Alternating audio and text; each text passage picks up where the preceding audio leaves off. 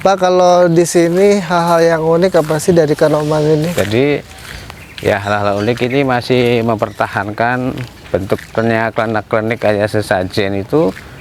Orang lain mengatakan itu bid'ah, mitos, syirik karena tidak tahu sejarahnya. Sejarahnya hal itu sebagai media penyebaran Islam lewat media klenik-klenik. Media sesajen, media itu adalah untuk teknis penyebaran Islam, mengangkat kearifan lokal. Orang dulu, orang Hindu Buddha itu Kental banget ya? tradisinya seperti Ya, itu, ya, kental betul. banget. Akhirnya oleh para wali, hal ini sebagai media syiar Islam dengan mengangkat kearifan lokal, kayak bentuknya klenik-klenik itu. Dengan dulu membaca doa yang berbeda dengan syariat Islam, dialihfungsikan dengan pendoanya memakai kaidah Islam, kayak sholawatan, tahlilan. Itu awal daripada mengangkat klenik-klenik yang sudah ada di situ. Kayak modelnya bikin tumpeng. Ya. Dulu membaca kalimat-kalimat yang bukan pakai Al-Quran, pakai hong wali heng, Ya. dirubah menjadi baca syahadat, sholawat. Dan salah satu ada kriteria-kriteria fungsional bahwa ada kemenyan, ada media-media lain itu mengandung makna-makna yang sangat tinggi. Nah, berarti sebenarnya itu media ya, media penyebaran Islam dengan mengadopsi kultur penduduk setempat ya. Iya, mengangkat kearifan lokal. Nah, itu hal-hal yang unik di Keraton Kanoman ya. Ya, jadi salah satu masih dipertahankan hal itu. Dulu ada, masih dipertahankan, salah satunya kayak fungsi kemenyan. Orang asap kemenyan itu ternyata sangat hebat sekali. Satu, untuk menetralisir virus. Virus yang ada di sekitar kita. Itu dinetralkan dengan hawa kemenyan itu. Sampai di tengah-tengah Ka'bah pun masih ada bertahan. Itu sampai tidak boleh berhenti itu di tengah-tengah Ka'bah itu, buhur atau apa itu, asapnya di tengah-tengah Ka'bah itu ada. Dan ternyata kami teliti untuk satu, untuk membunuh virus yang ada di ruangan dan di sekitar kita. Kedua, untuk memperkuat kayu yang kena rayap, yang sebelum kena rayap itu diprotek supaya jangan kena rayap, harus ada kemenyan itu. Kedua, doa biar konsentrasi penuh, biar khusyuk. Itu empat agama itu menyepakati hal itu. Islam, Hindu, Buddha, Kristen itu pakai media-media asap itu supaya konsentrasinya penuh. Dan ternyata asap kemenyan itu bisa ke langit yang keenam. Ada kisah tentang perjalanan Rasulullah waktu Isra Mi'raj itu mencium bau wangian seperti hawa kemenyan itu. Dan kalau asap yang biasa itu ke lapisan ozon itu sudah berhenti. Sedangkan kalau asap yang ada media doanya itu bisa tembus ke langit. Itu doa biar cepat dikabul, seperti itu. Harus ada kebul bahasa Cirebonnya itu, macam mitosnya. Jadi sebenarnya kemenyan itu bukan memanggil hantu atau arwah dan lain sebagainya sebenarnya. Nah, itu mungkin perlu diluruskan tuh Pak ke masyarakat. Nah, itu karena apa? Orang tua dulu itu sebagai protek ke anak kecil. Ya, oke. Bahwa ini sore Jumat. Ya. Bro, ada bau kemenyan tuh, awas ada setan. Itu untuk protek anak kecil supaya jangan berkeliaran. Lari ke khusyuan, ke ibadah. Bahwa ini malam Jumat lebih meningkatkan keibadahnya.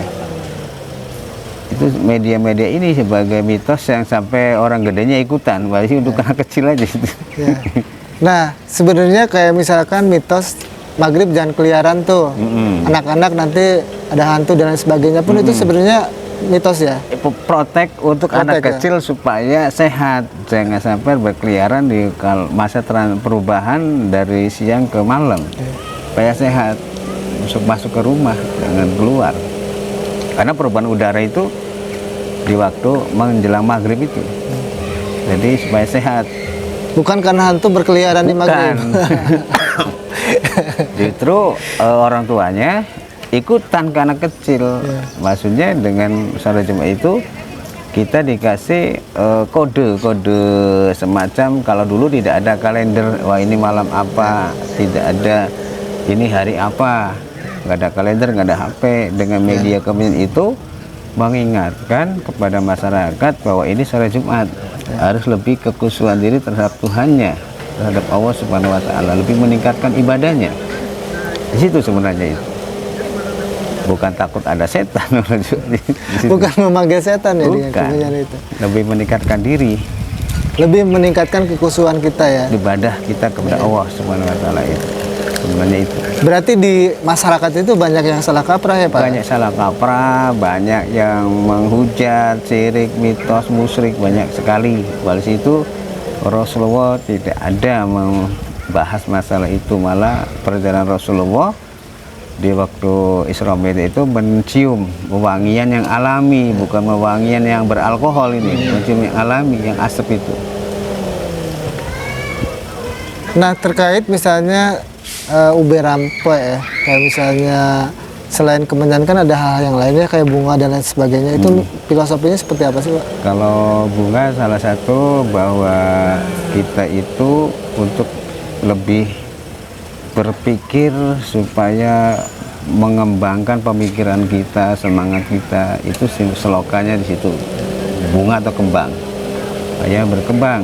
Dan kedua, malaikat itu tidak suka yang wewangian yang berbau alkohol, yang pakai proses fermentasi yang dengan alkohol itu. Kata malaikatnya takut mabok. Oh gitu. Di situ. Jadi wewangian yang alami kayak bunga, kemenyan itu tanpa alkoholik di situ. Jadi malaikat itu suka banget yang wewangian alami. Makanya sekitar keraton ini banyak pohon-pohon melati, kenanga, tanjung, buah wangi alami, kembang atau bunga yang alami untuk mengkondisikan untuk makhluk para malaikat itu mendatangi dengan wewangian yang alami itu. Paling dibenci malaikat itu yang ada khomernya itu, walaupun sedikit pun tidak mau. Apalagi orang sekarang wanginya alkohol semua. Nah itu. Takut doanya nggak bisa disampaikan, malaikat aja nggak mau datang, apalagi untuk menyampaikannya di situ. Jadi harus menjadi PR buat kita semua ini, buat orang Islam kalau beribadah, tolong jangan yang berbau alkohol, takut malaikat nggak nyamperin di situ.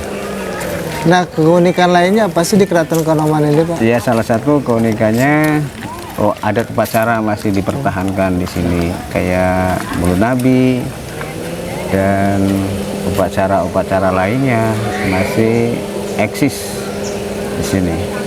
Berarti dari zaman dulu sampai sekarang masih tetap dipertahankan ya? Masih dipertahankan, masih dikumandangkan, walaupun sudah tidak berdaulat lagi, tetap Keraton Kanoman walaupun dengan biaya yang sangat besar tetap mempertahankannya di situ.